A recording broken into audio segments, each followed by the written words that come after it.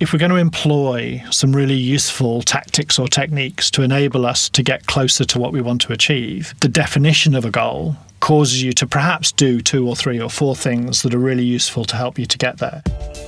The Question Is, from Thinking Focus. Hi, I'm Ricky from Thinking Focus. And I'm Rob from Thinking Focus. So today, the question is, what's the power of a goal? The Question Is, from Thinking Focus. A podcast about how we sometimes get in our own way and what we can do about it. Well, the power of a goal, simply put, is that it gets you to focus on stuff that you want to do. Okay.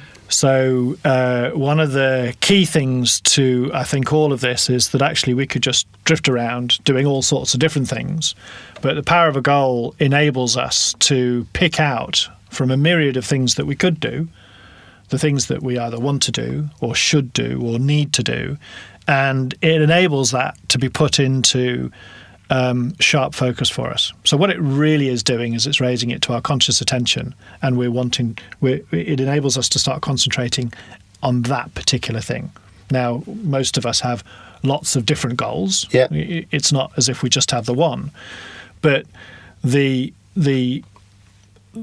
goal mechanism itself, even if we had 4 or 5, is for each of those independent goals, we're basically programming our attention system to focus on that particular topic and think about it almost in isolation so that we can make it work.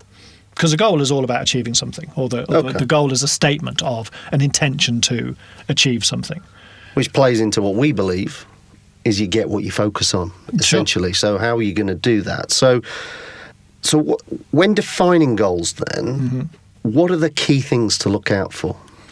I think you've got to look at things that are going to make the goal achievable. So you really want to focus on the specific nature, I think, of what that actual goal is. And you've got to think about why that is important to you to achieve that particular goal. So I think a goal, and talking about the power of a goal, it's a highly motivational thing, or the possibility is that it will motivate you to do something rather than not, because you are actually focusing on that particular thing. So if you're sort of thinking, why is this really important for me to do X, whatever X happens to be, you're going to focus on it. Your attention is going to be driven towards noticing things that relate to that. But it's going to cause you also to ask some quite critical questions about, okay, so when do I want to get it done by then? And what will it look like when it's done? How will I know that I've succeeded in this thing that I want to achieve? It's interesting, coming in the car this morning, Chris Hoy was on the radio talking about his new book. So he's written a book called How to Ride a Bike. And they were talking about, to him about how he set a goal. And apparently the age of 14 was the first time he wrote down that he wanted to be an Olympic champion. Wow.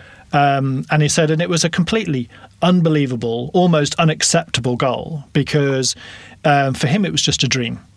But, if I was to paraphrase some of the things that he then said, in the radio interview, the power of him actually doing that was the fact that it caused him to then go, well, why not? Why could I not be Olympic champion? Because all of the messages around him were, well, you're not coming from a cycling club in Edinburgh that has ever produced an Olympic champion. Nobody thinks about these things when you're age 14. He wasn't even the best cyclist in his age group in that particular. So there's all those things. So even if we used him as an example for this, the power of that particular goal was he then sort of, almost to the exclusion of everything else, removed some of the other distractions that he was concentrating on. And I'll use his words. It caused him then to challenge himself, a series of challenges to get towards where at that point in time, his dream was, causing him to focus. And that's really interesting because what you've just described is get what you focus on. And we might not all even aspire, but he wanted it. Yes. He clearly wanted it, and I think the other thing in terms of the power of a goal is what it causes you to then do is go, is what I'm doing right now going to get me towards my goal? Yeah. So am I focused not just on the goal, but on those things that will help me to achieve To get to that And goal. quite often, organisations get distracted by noise, by other things, by doing efficient things that aren't necessarily effective. So is this going to deliver my end goal of becoming an Olympic gold medalist, cyclist, multiple gold medalists? Because this guy, did he not take over Sir Steve Redgrave, or did he match him? I don't know. Can't but remember. Either way, It's 3 or 4 as far as I know. he got what he focused on, and I think he will have been prepared to give up other things in order to achieve that. Well, it's interesting. That was what he wanted. No, absolutely, because the description that he gave of challenges, and if we go back to you get what you focus on, caused him to make some choices along the way that will take him towards that end goal. Whereas if he hadn't had something in his mind in the first place, you could just sort of almost have a scattergun approach or act off the cuff. And just go, oh, there's an opportunity there, I'll take that opportunity, without asking the additional question to go, yeah, but is that opportunity the thing that's going to help me get to where I want to get to?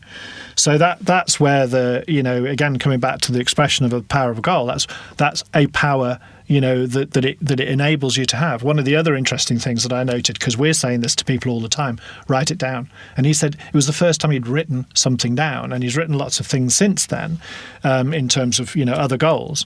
But the writing of a goal down, even though it might sound, well, that's a very simplistic thing to do, causes a certain little synaptic, connection in your brain to go, I've got to focus on this then, because you've almost made a commitment to yourself, because you've actually taken the time to write something down. And it's just getting that attention. It's creating the attention towards something that you want to do. I can relate to that, because years ago I set myself a goal to, and as a golfer, I play golf. Yeah. As a golfer, I set myself a goal of becoming a single-figure handicapper. Right. And I was off 12 or 13 at the time. Mm-hmm.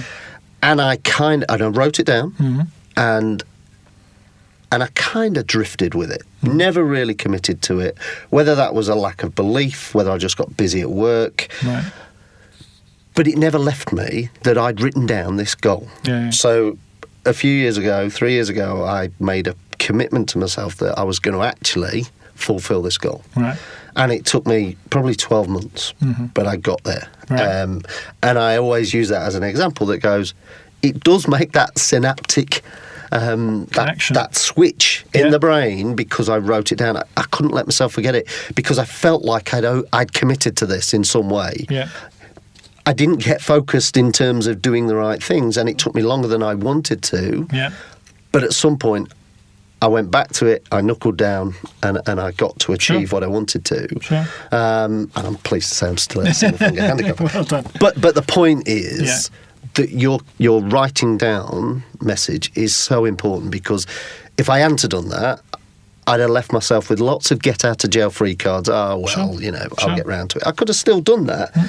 But there was something in me that went, I've written this down, I've got to do it. Because I wanted to, and I wanted to achieve that. No, that's absolutely, and that's a great story to recount. So part of that is that, if we're going to employ some really useful tactics or techniques to enable us to get closer to what we want to achieve, the power of the definition of a goal causes you to perhaps do 2 or 3 or 4 things that are really useful to help you to get there. And we work with project teams all the time, and one of the things that we do with those project teams is we get them to commit by writing things down. Yeah. We also get them to use a variety of goal-defining techniques to enable them to focus on the right things, but to enable them really to get some clarity. We get clear with the language, don't we? We really clear with the language. So part of the questioning that we use to help people to think about that is to go, you need to measure it. So what does it look like? Yeah. And there's lots of different ways to measure goals. But, and if I just echo something again that Chris Hoy said a little bit earlier, because he had written that thing about Olympic champion, it caused him to then work backwards from that goal. Yes. So, and the same with your golf handicap, I'm sure. Because once you've actually stated something and hopefully written it down, you then can't help yourself but think about, how do we get there then? So that turns itself into a series of little steps. And the more specific you can be in your language about what those little steps are and how you measure each one of those little steps, and I'm going to use the word easy, apologies, because it's not sometimes, but the easier it becomes, because it just happens to be that your focus and your attention is always on achieving the thing that you're setting out to achieve. Yeah, it becomes easier to identify those steps that are going to help as opposed to those steps that aren't. Right. So the planning process becomes easy, not the execution of the individual steps, but the planning process becomes much easier. And the other point I think to mention here is that actually it's really important, or we found it typically really important, not to overload it. So one of the other real differences about actually wanting to achieve something and being really focused on what that goal might be is that you cut out extraneous stuff around the outside. So you're sort of thinking about, what are the things that I need to do to get me to that goal? And you're not distracted by all of the other stuff that you could be doing or that other people are doing or whatever that is. So don't overload it. Go for the goal that you want to go for, but think about the things that are going to take you on various steps, whether there's 20 steps to it or 3 steps to it, doesn't much matter, that cause you to not get caught up with all sorts of additional stuff that are not relevant to your goal. No, be specific and keep it to one thing. Don't make it. Being an Olympic champion is very clear. Yeah. It's probably really clear what that looks like, standing on a podium with a medal around your chest. Yeah. Really clear. But that's a great example. So, because what he didn't say was, I'd like to be an Olympic champion. He said, I'd like to be an Olympic cycling champion. Right. So, do you know what I mean? Yes. Just as a trite. So he got even more specific. There we go. Because I would imagine that if you were an all rounder and you find sports quite easy, you're opening yourselves up to all sorts of failures, if you like, or pitfalls. Because you get Olympic champion in what? So because he's focusing specifically on being a cycling Olympic champion, so the more specific, the better. Get what you focus on. Is really what we're saying. But let's not overcomplicate this. Let's get busy about what's important to us. Let's focus on something specific that we want to achieve. Yeah, and there's your power of a goal. Power of a goal. Well done. Thank you, Rob. Cheers. Next time on The Question Is. If you want a safe environment, if you want people to feel free to tell you the things you need to know, you can't shoot messengers. In fact, you've got to hug them and make them feel welcome so people see that behaviour and go, well, I also know this thing, I better say that as well. And that's just this art of creating a psychologically safe environment. Thinking Focus works with teams and business units in organisations around the world, helping them achieve breakthroughs by enabling them to think differently. To find out more about our work and how we could help your organisation, go to www.thinkingfocus.com.